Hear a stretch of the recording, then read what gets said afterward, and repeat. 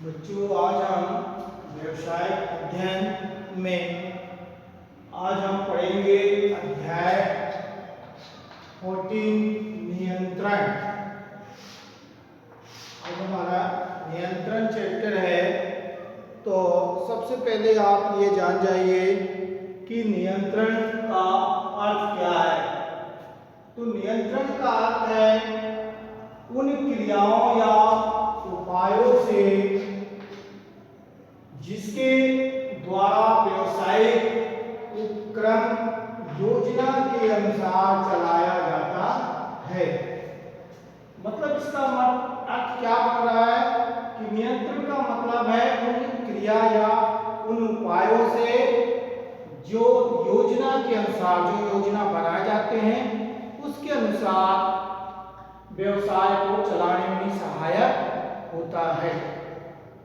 तो इस तरह से हम इसमें लिख सकते हैं कि नियंत्रण का मतलब हो गया कि उन उपाय या उन तरीके या उन योजनाएं जिससे कि हम उपक्रम को कार्य रूप दे सके। इसके संबंध में कई व्यवसायिक अर्थशास्त्रियों ने परिभाषा भी दी है, जिसमें परिभाषा में हम अगर देखते हैं फिलिप कोटलर जिन्हें एक परिभाषा दी है, उन्होंने कहा कि नियंत्रण वास्तविक परिणामों तथा वांछित परिणामों के एक दूसरे के नजदीक आने के लिए कदम उठाने संबंधी प्रक्रिया है। देखिए इनकी परिभाषा को अगर आप ध्यान से देखते हैं तो क्या बोल रहे हैं, नियंत्रण वास्तविक परिणाम यानी वास्तव में जो परिणाम प्राप्त होता है तथा वांछित परिणाम जो आप परिणाम पाना चाहते हैं, वास्तव में जो परिणाम प्राप्त होता है और जो परिणाम आप पाना चाहते हैं, एक दूसरे के नजदीक आने के लिए जो क्रिया या प्रक्रिया अपनाई जाती है उसे ही नियंत्रण कहते हैं। समझ में आ गया। इसी तरह कई और भी परिभाषा है, लेकिन मुझे ये बहुत ही सटीक और सरल परिभाषा समझ में आया, इसलिए मैंने आपको यहाँ पर बता दिया। आप एक बार फिर से इसको देखेंगे। नियंत्रण वास्तविक परिणामों तथा वांछित परिणामों के एक दूसरे के नजदीक आने के लिए कदम उठाने संबंधी, कदम उठाने यानी आपको जो वास्तविक परिणाम है और जो आप चाहते हैं परिणाम, उस परिणाम को प्राप्त करने के लिए कौन कौन से उपाय करेंगे, कौन कौन से कदम उठाएंगे,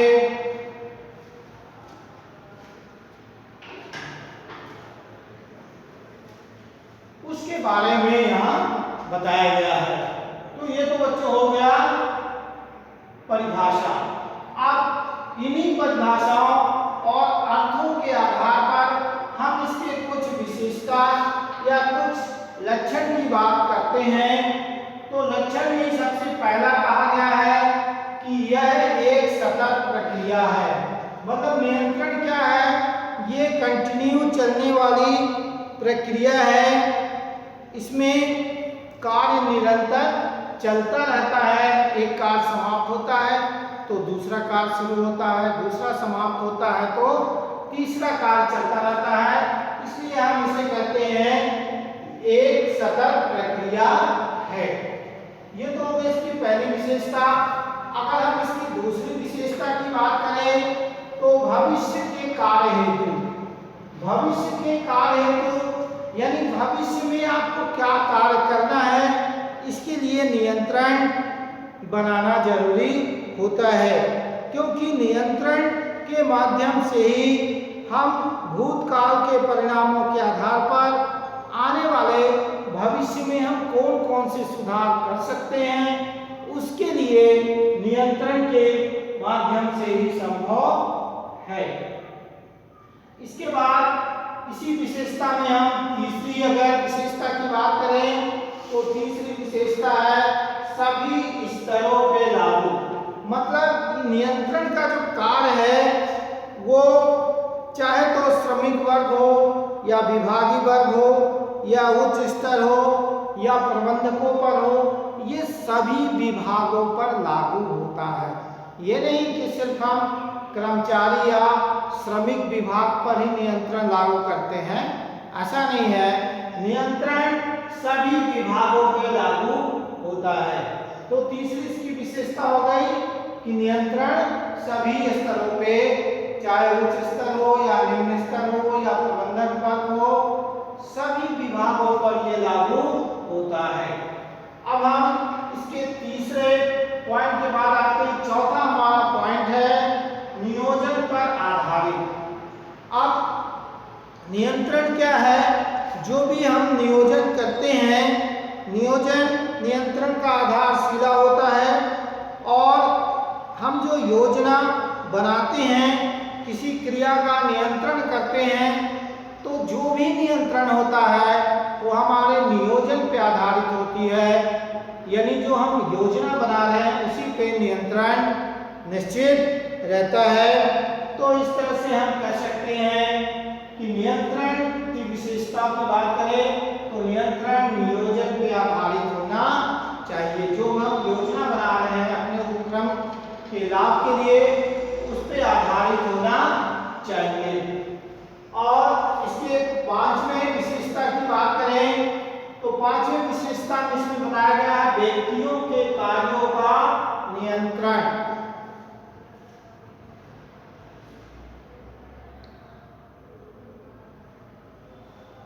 व्यक्तियों के कार्यों का नियंत्रण, यानी उपक्रम में जो व्यक्ति कार्य कर रहे हैं उन कार्यों पर नियंत्रण रखने के लिए नियंत्रण अति आवश्यक होता है, क्योंकि नियंत्रण मानवीय संसाधन उत्पादन, प्राणी, वस्तु, सामग्री सभी पर नियंत्रण करने का कार्य इसमें होता है। तो बच्चों, मैंने आपके कुछ लक्षण के पॉइंट बताए। पहला है एक सशक्त प्रक्रिया है, दूसरा है भविष्य के कार्य हेतु, तीसरा है सभी स्तरों पे लागू, और चौथा है नियोजन पे आधारित, और पांचवा होता है व्यक्तियों के कार्यों का नियंत्रण। तो ये कुछ पॉइंट मैंने जो मुख्य पॉइंट विशेषता में आए उसको मैंने यहाँ पर बता दिया। अब हम इसमें आगे चलते हैं। नियंत्रण में नियंत्रण की जो प्रक्रिया है, नियंत्रण के जो चरण हैं, वो कौन कौन से चरण हैं उसके बारे में हम देखते हैं। तो प्रक्रिया की चरण की बात करें तो सबसे पहला, वैसे तो कहते हैं कि प्रक्रिया 3 ही होती है, लेकिन यहाँ पर कुछ और भी प्रक्रिया शामिल की गई है। तो यहाँ पर मैंने आपको 5 प्रक्रिया की बात बतानी है। तो पहला प्रक्रिया है प्रमापों या मानकों की स्थापना। प्रमापों या मानकों की स्थापना। प्रमापों या मानकों की स्थापना से मतलब ये है कि ये चरण क्या है? सबसे पहला चरण है, और इस चरण के माध्यम से ये निर्धारित किया जाता है कि उपक्रम के क्या उद्देश्य हैं, उपक्रम के क्या लक्ष्य हैं, और उन उद्देश्यों को प्राप्त करने के लिए कंपनी के विक्रय, निष्पादन का मूल्यांकन, ये सारी बात इसी प्रमाप के माध्यम से निश्चित किया जाता है। तो ये पहला प्रमाप है, और इसमें कंपनी के उद्देश्य, लक्ष्य को प्राप्त करने के लिए किया जाता है, और जो वस्तु का निर्माण है, बिक्री को बढ़ाना है, वस्तुओं की गुणवत्ता को प्राप्त करना है, ये सारी बातें इसी प्रमाप के माध्यम से निश्चित की जाती है। इसके बाद दूसरा आपका आता है, प्रमाप की बात करें तो दूसरा है वास्तविक प्रगति का मापन। वास्तविक प्रगति का मापन ये नियंत्रण प्रक्रिया का दूसरा चरण होता है, और इस प्रगति के मापन में पहले ये निर्धारित कर लिया जाता है कि हमें अपने लक्ष्य को किस स्तर तक प्राप्त करना है। और इसमें एक चीज़ और देखा जाता है कि हम अपने प्रगति को मापने के लिए दो तकनीकी अपनाते हैं। पहला होता है तकनीकी का यानी कि अधिक तकनीकी, और दूसरा होता है कम तकनीकी। मतलब अगर हम कोई अपने रिजल्ट को प्राप्त करना चाहते हैं तो हमने देखा कि पहली तकनीकी अपनाई, उससे उत्पादन कार्य थोड़ा कम हुआ, और अगर दूसरी तकनीकी अपनाए तो उत्पादन कार्य ज़्यादा हुआ। तो इस तरह से हमारा प्रगति का मापा, यानी हम ये देखते हैं कि हमारा उपक्रम का प्रगति का स्तर क्या है, प्रगति का स्तर क्या है।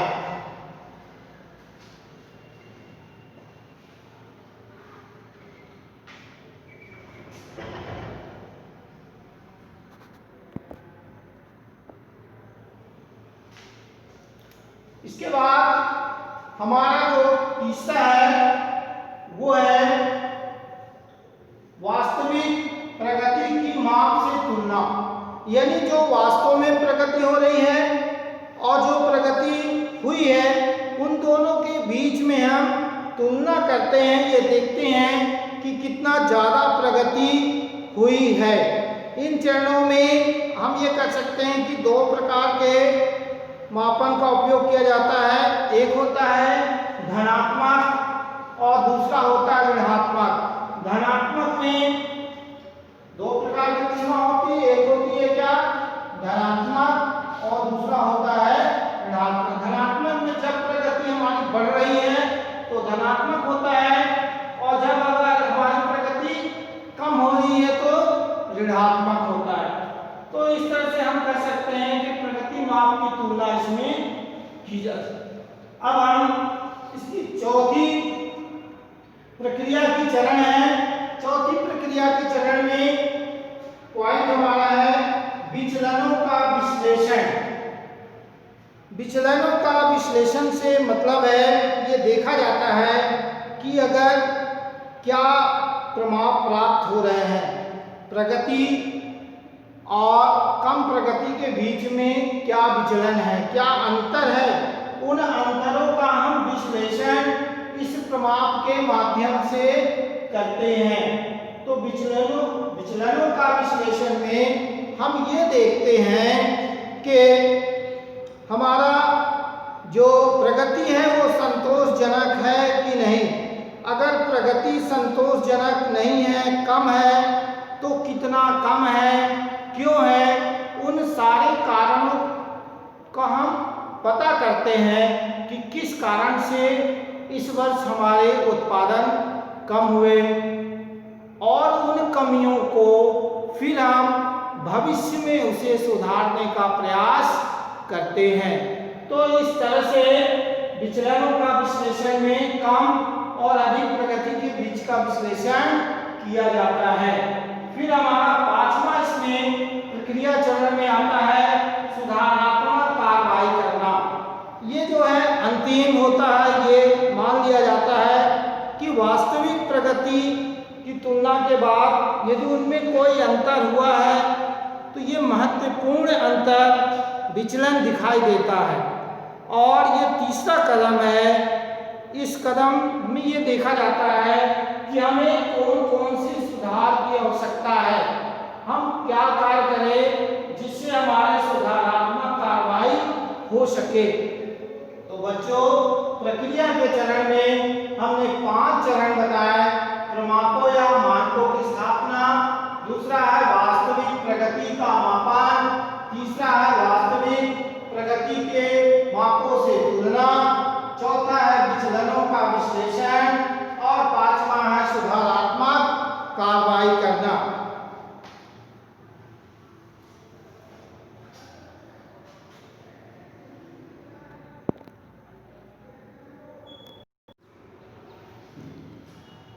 अब हम कुछ नियंत्रण का क्या क्या महत्व है इसके बारे में हम पढ़ेंगे।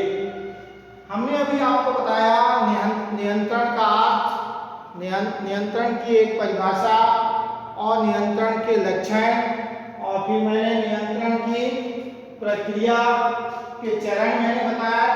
अब हम आपको नियंत्रण के महत्व के कुछ पॉइंट आपको बताते हैं कि नियंत्रण का क्या महत्व है। तो बच्चों, सबसे पहला नियंत्रण की महत्व है जोखिम में कमी। जोखिम यानी रिस्क क्या है, हर चीज में आज का रिस्क होता है। तो नियंत्रण प्रक्रिया में लक्ष्यों को प्राप्त करने के लिए जोखिम में कमी की जा सकती है। यानी कि अगर कोई कार्य कर रहे हैं उसमें अगर नियंत्रण प्रक्रिया अपनाई गई है तो उस कार्य में जोखिम में ज्यादा से ज्यादा कमी होगी, यानी जोखिम उसमें नहीं रहता है।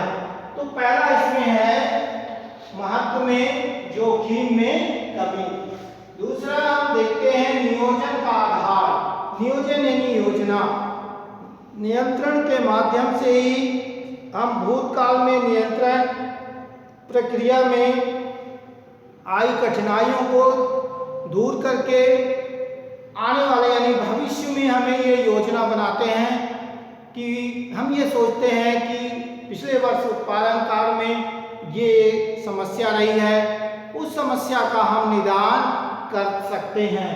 तो ये कब होता है, नियंत्रण के कारण ही होता है। तो नियोजन का आधार क्या है, नियंत्रण है। तीसरी हम बात करें प्रबंधकीय कमियों में सुधार। प्रबंध में कौन कौन सी कमियां हैं, उन कमियों को दूर करने के लिए सभी विभागों में निष्पादन और परिणामों का मापन किया जाता है कि हमें अधिक से अधिक अच्छा रिजल्ट मिले।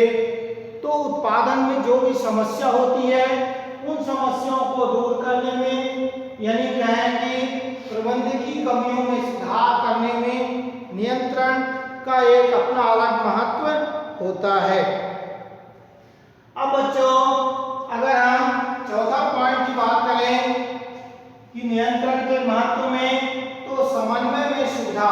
समन्वय का मतलब तो जानते हो, दो विभागों के बीच में अच्छा संबंध रखना, जिससे कि विभिन्न जो विभाग होते हैं उपक्रम में, उन सारे विभागों में अच्छा संबंध रखने के लिए, यानी उच्च विभाग या और निम्न विभाग या उप विभागों के बीच में अच्छा संबंध रखने के लिए नियंत्रण के ही माध्यम से संभव होता है।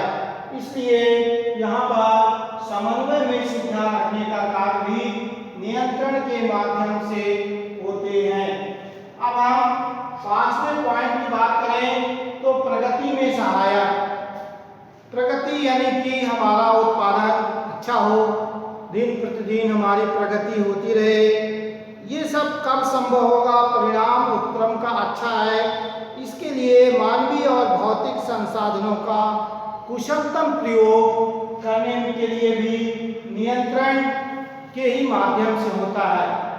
तो जो भी भौतिक, मानवीय या व्यक्ति संसाधन है उसका प्रयोग भी इन्हीं के माध्यम से किया जाता है।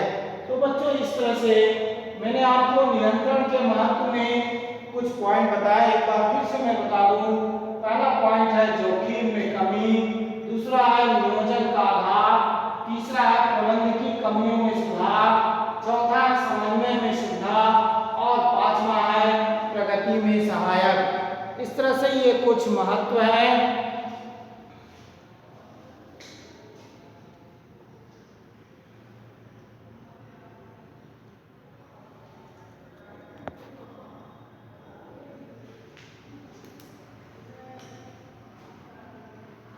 तो ये तो रहा आपका कुछ महत्व।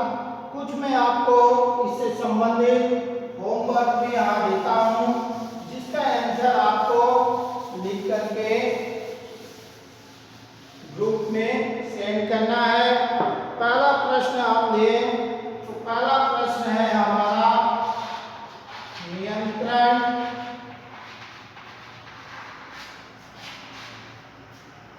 के चार विशेषताएं लिखे। दूसरा प्रश्न है हमारा, दूसरा है क्रमांकों के प्रकार लिखें। और तीसरा है बच्चों नियंत्रण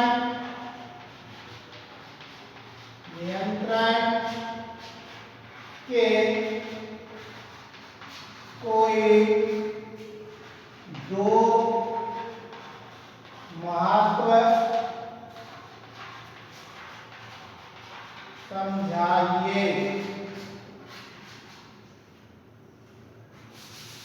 या समझो कोई दो महत्व लिखें। ठीक है, तो बच्चों ये मैंने 3 प्रश्न आपको दिया है, इनका आंसर लिख करके व्हाट्सएप ग्रुप में भेजना है। आज के लिए इतना ही।